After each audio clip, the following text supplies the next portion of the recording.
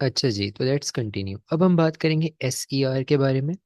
S E R होता है हमारे पास स्मूथ एंडोप्लाज्मिक रेटिकुलम। ऑब्वियसली अगर मैं एक आर ई आर से कंपेयर करूँ एक एस ई आर को, तो उसकी डायग्राम कुछ इस तरह से दिखती है। अब मसला क्या है कि अगर मैं यही एक आर ई आर बनाता तो हमें पता था कि एक तो वो न्यूक्लियस के साथ आ रहा होता है, ठीक है, न्यूक्लियस के साथ अटैच्ड होता है।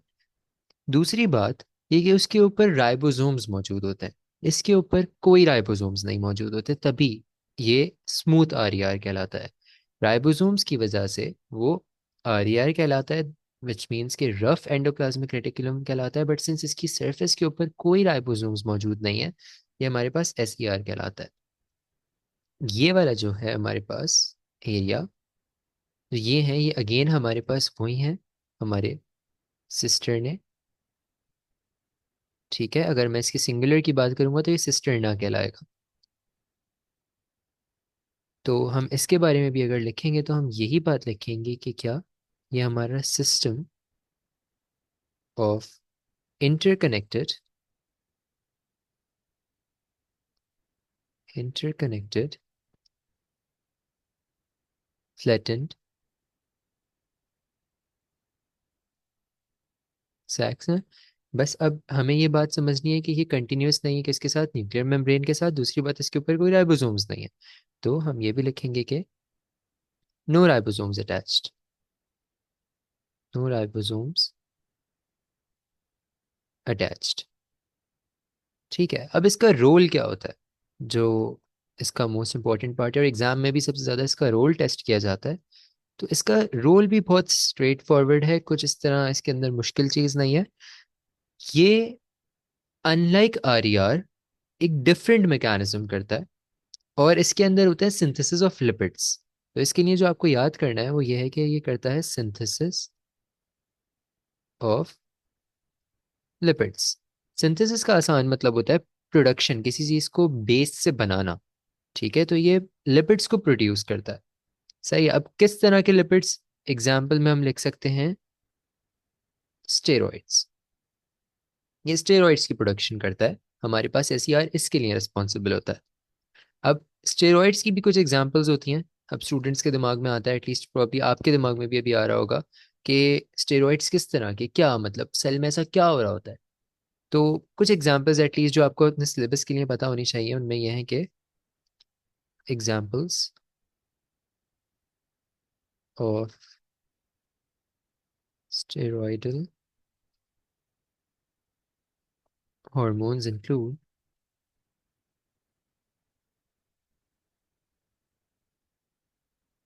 हमारे पास है, एक तो हमारे पास आ जाएगी ईस्ट्रोजन। सेकंड हम ले लेते हैं प्रोजेस्ट्रॉन। और थर्ड पे हम अपने पास लेते हैं टेस्टोस्टेरोन। ये कुछ एग्जांपल्स हैं नॉर्मली जो आप देखोगे कि आपके पास जनरली टेस्ट हो रही होती हैं। इवन तो ये ऐसे जितनी रिक्वायर्ड नहीं है सिलेबस के लिए। मेन चीज़ ये है कि सिंथेसिस ऑफ लिपिड्स, अगर आपको फंक्शन या फिर आपसे रोल पूछे एसईआर का, तो आपको पता चाहिए कि सिंथेसिस ऑफ लिपिड्स के लिए रिस्पॉन्सिबल है ये। ठीक है, और अगर आपको डिफरेंसेस पूछे एसईआर और आरईआर की, तो आपको ये पता होना चाहिए कि इसके ऊपर कोई राइबोसोम्स अटैच नहीं होते, जिसकी वजह से हम इसको स्मूथ एंडोप्लाज्मिक रेटिकुलम कहते हैं। सेकेंडली, इसका ये हमारा कंटिन्यूस नहीं होता हमारी न्यूक्लियर मेम्ब्रेन से। ठीक है।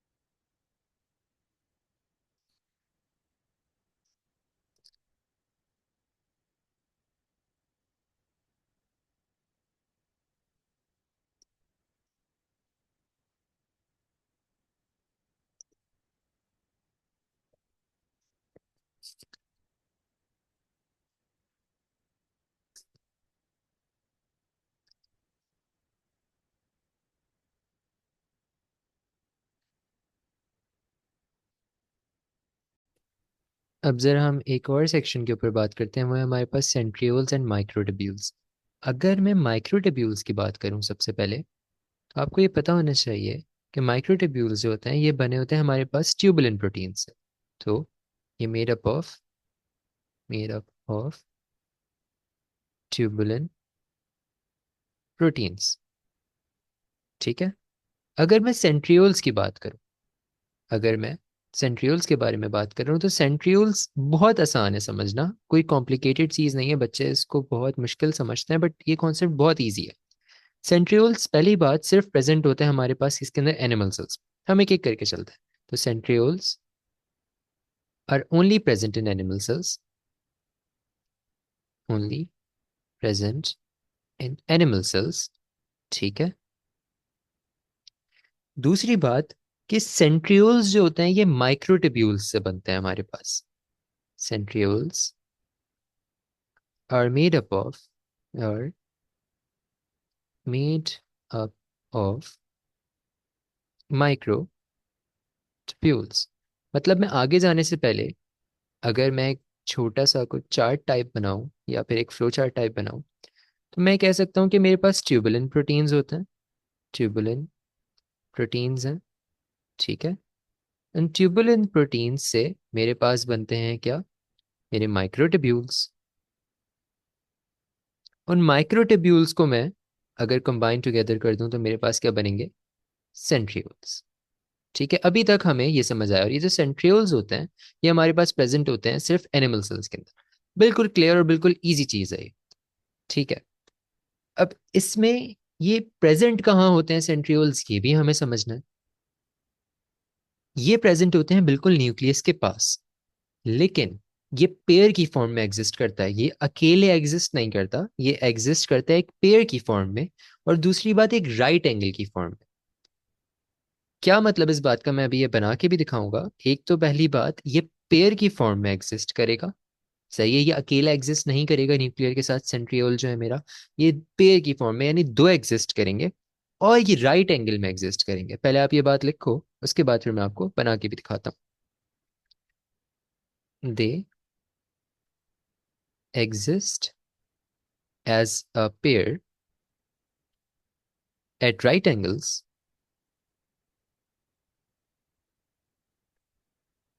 Close to the nucleus.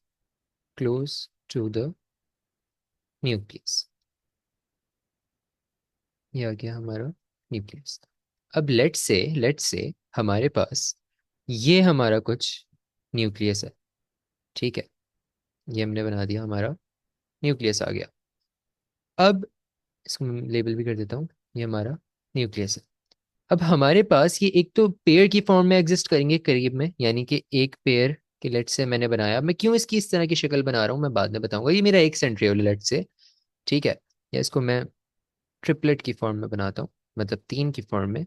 ये मेरा एक सेंट्रियोल है थ्री की फॉर्म में। एक और सेंट्रियोल भी एग्जिस्ट करेगा इसके साथ, लेकिन वो राइट एंगल पे करेगा, मतलब परपेंडिकुलर एग्जिस्ट करेंगे दोनों इस तरह से। पहली बात तो कि एक एग्जिस्ट नहीं कर सकता, करेंगे दो एग्जिस्ट, यानी कि एक पेयर एग्जिस्ट करेगा। लेकिन वो पेयर भी किस तरह एग्जिस्ट करेगा?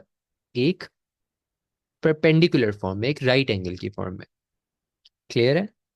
अब ये अकेले एग्जिस्ट नहीं करता, ये किसी चीज की वजह से आता है ना। तो ये किसकी वजह से अराइज करता है?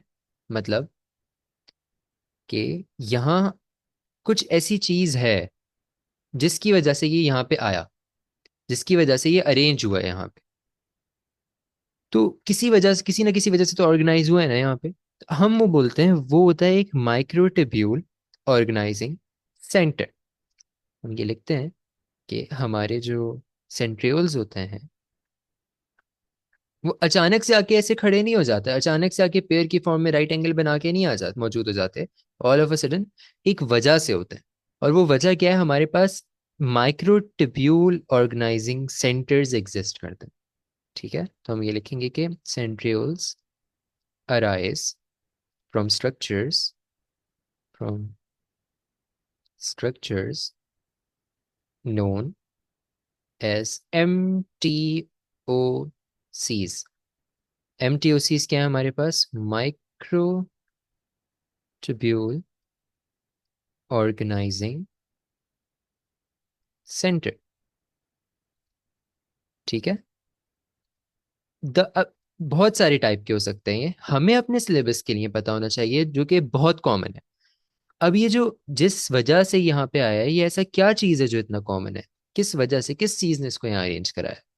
तो हमारे पास जो सबसे कॉमन एमटीओसी है वो है सेंट्रोसोम। ठीक है। आपने इसका नाम बहुत पहले सुना है, लेकिन अब हमने इसका फंक्शन भी देखा। ये सेंट्रोसोम एक एमटीओसी है, एक माइक्रोट्यूब्यूल ऑर्गेनाइजिंग सेंटर है, जो कि अराइज करवाता है, इस फॉर्म में अरेंज करवाता है हमारे सेंट्रियोल्स को। ठीक है।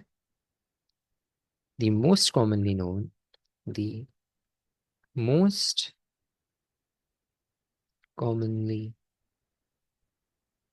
known MTOC is centrosome। I hope ये कॉन्सेप्ट क्लियर होगा। मैं वापस से सबको समझाता हूँ। हमारे पास ट्यूबुलेंट प्रोटीन्स होते हैं। उन ट्यूबुलेंट प्रोटीन्स की वजह से हमारे पास बनते हैं क्या? हमारे पास बनते हैं माइक्रोट्यूब्यूल्स। और उन माइक्रोट्यूब्यूल्स की वजह से हमारे पास बनते हैं क्या? सेंट्रियोल्स। सेंट्रियोल्स कहाँ मौजूद होते हैं, इनका फंक्शन क्या है, क्यों होते हैं, ये सब हम आगे डिटेल में तफसील से बात करेंगे। बिल्कुल कोई इशू की बात नहीं है, कि आगे चैप्टर्स के अंदर आएगा। अभी सिर्फ समझ लो चीज़ क्या है। अभी सिर्फ समझो हर चीज़ का हम बेसिक पढ़ रहे हैं। फंक्शन किस तरह से डिटेल में, वो सब हम बाद में पढ़ेंगे। हमारे पास ट्यूबुलेंट प्रोटीन्स हैं जो हमारे माइक्रोट्यूब्यूल्स बना रहे हैं, और माइक्रोट्यूब्यूल्स से हम सेंट्रियोल्स बना रहे हैं। अब सेंट्रियोल्स सिर्फ एनिमल सेल्स के अंदर मिलेंगे। कहाँ मिलेंगे? न्यूक्लियस के पास मिलेंगे। कैसे मिलेंगे? एक राइट एंगल की फॉर्म में पेयर में मौजूद होंगे। और ये आएंगे किसकी वजह से इस फॉर्म के अंदर? एमटीओसी की वजह से, हमारे माइक्रोट्यूब्यूल ऑर्गेनाइजिंग सेंटर की वजह से, जो कि हमारे पास क्या है? एक सेंट्रोसोम है। ठीक है। आई होप ये कॉन्सेप्ट क्लियर होगा। हम आगे इसके ऊपर मजीद बात करेंगे नेक्स्ट क्लास में, कि किस तरह से ट्रिपलेट्स की फॉर्म में मौजूद होता है, या फिर क्या होता है एग्जैक्टली फॉर्मेशन किस तरह से होती है, ये मैंने इस तरह क्यों बनाया, ज़रा इनको हम इन डेप्थ देखेंगे, इनका स्ट्रक्चर दिखता किस तरह से। अभी के लिए इतना ही।